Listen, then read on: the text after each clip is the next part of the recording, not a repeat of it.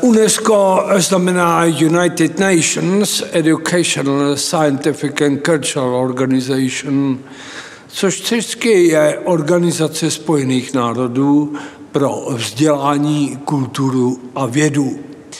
Tato organizace byla založena 16. listopadu roku 1945 a Československá republika tehdy byla jedním z 27 zakládajících členů této organizace.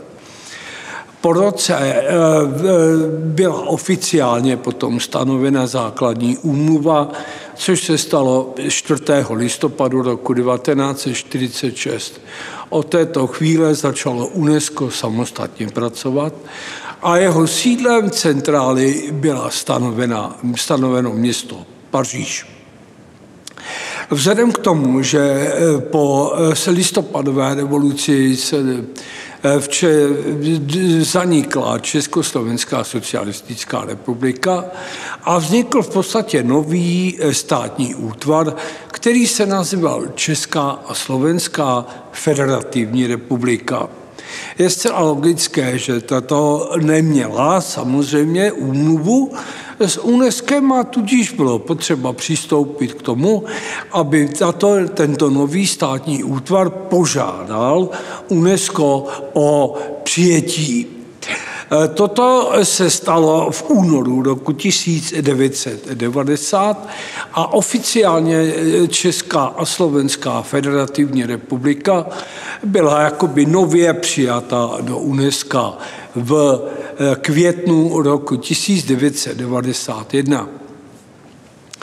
Mezitím ovšem bylo potřeba začít pracovat již na obnově styků, to znamená návratu naší země Československa do civilizovaného světa.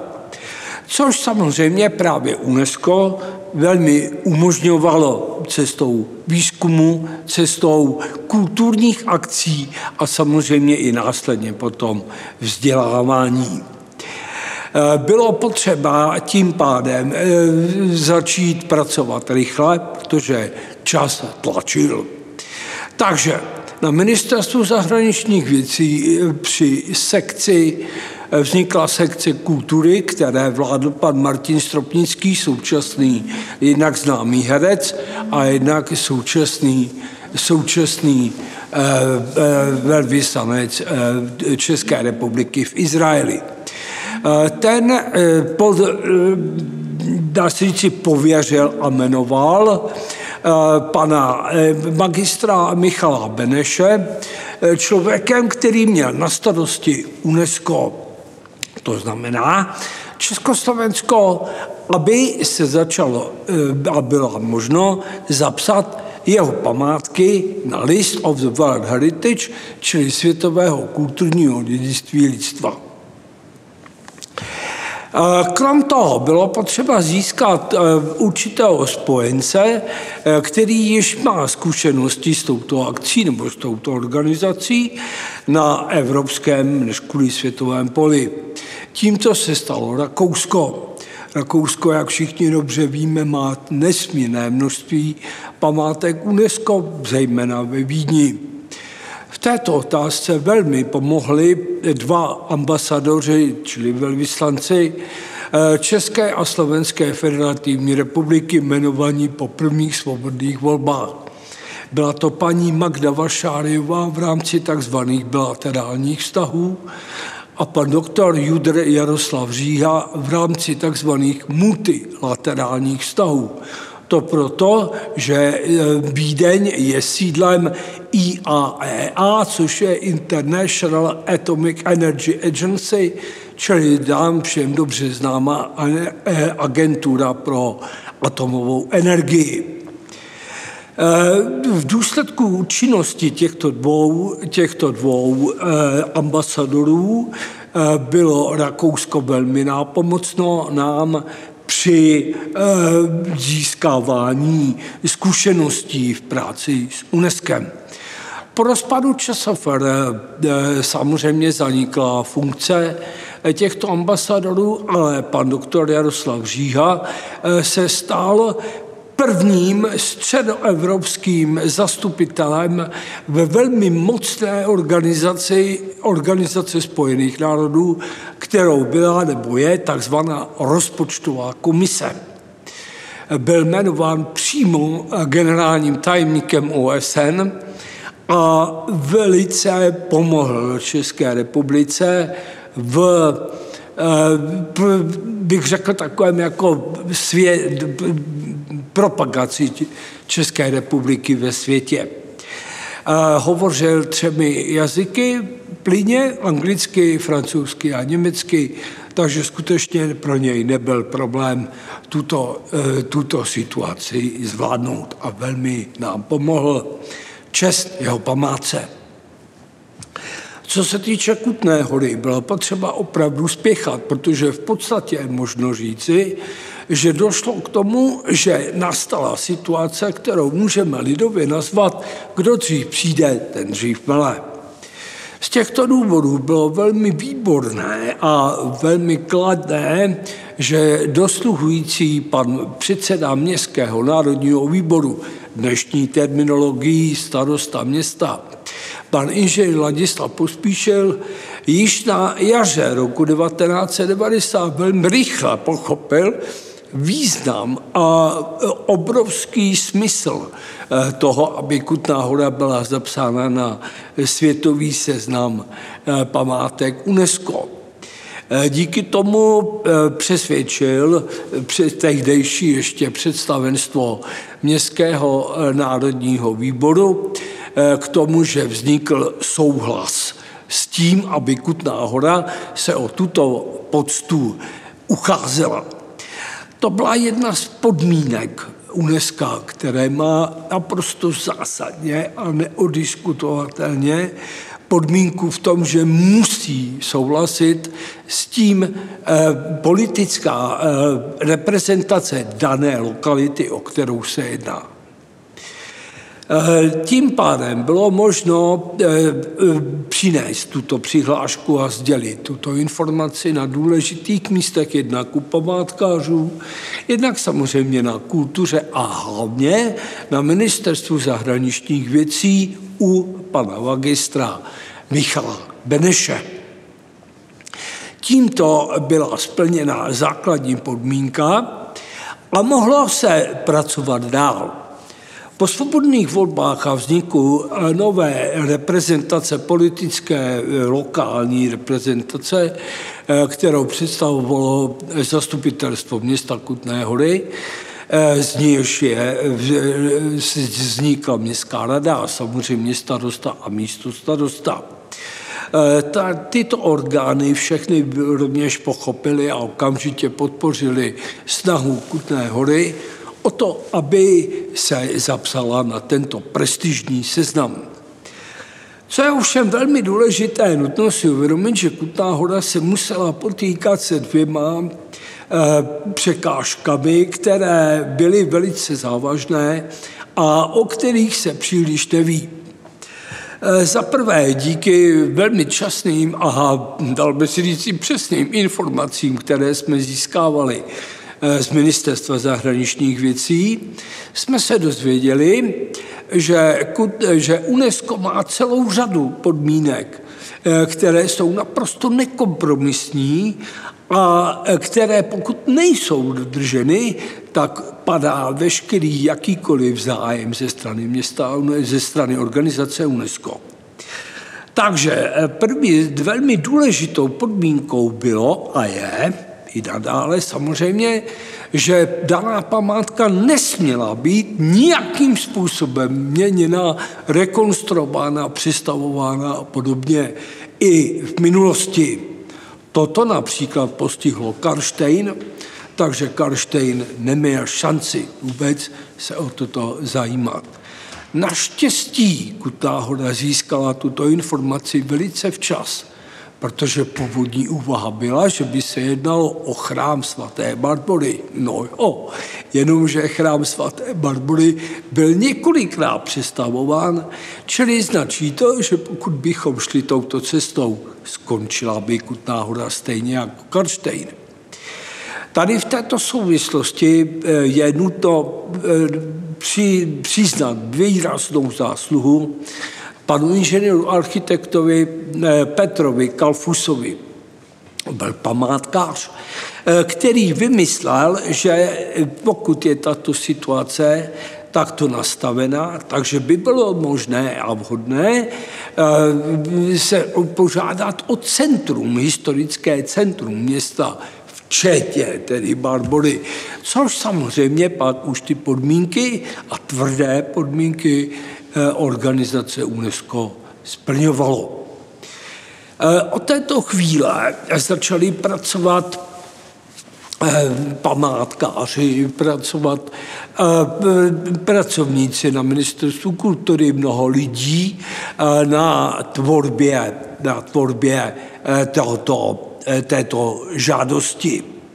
Bohužel však došlo k tomu, že v roce 1992 na začátku roku generální ředitelství uranových dolů tehdejších se sídlem v Příbrami dostalo nápad, že bude ve zrušených rudných dolech v šachtách těchto dolů bude ukládán atomový odpad, jaderný odpad z elektrárny Temelín.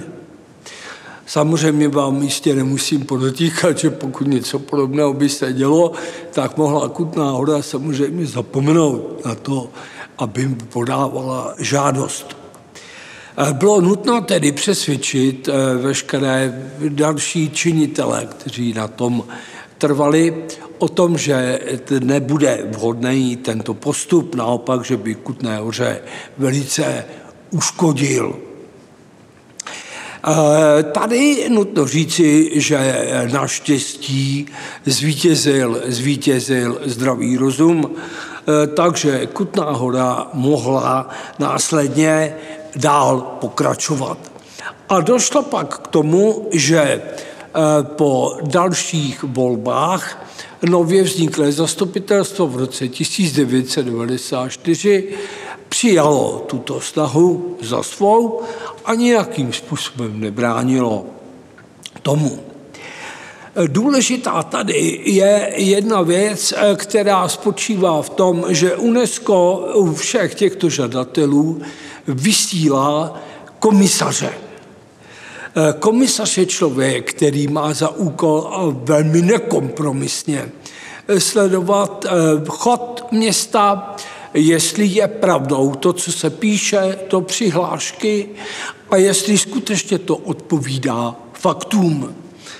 Tento člověk například takzvaně lidově řečeno sestřelil kompletně žádost té hlavy, to z toho důvodu, že se vždycky tito lidé ubytují v městě inkognito, nikdo neví o tom, že už tam přijeli, už tam jsou, mnohdy vůbec nepřijedou autem, přijedou hromadnou dopravou, kde sledují, jak si spoje do centrum s nádražím a podobně a tak dále. Takže v Jihlavě při procházce centra zjistil, že vydárník ve Starém domě natloukl billboard, který vítal návštěvníky, čím samozřejmě hrubě zasáhl do fasády tohoto domu. Pan komisař se vůbec neobtěžoval se spojit s reprezentací města Jihlavy, odjel okamžitě do Paříže na centrálu, tam toto hlásil a tato zamítla, či jinými slovy smetla ze stolu žádost Jihlavy. Mnohem kurioznější byla situace v Chebu, kde dokonce v historickém domě vzniklo zařízení, u jehož vchodu svítila červená lucerna. Tady samozřejmě se opět vůbec pan komisař ani neotočil, nestačil, rovnou se otočil a jel nazpátek.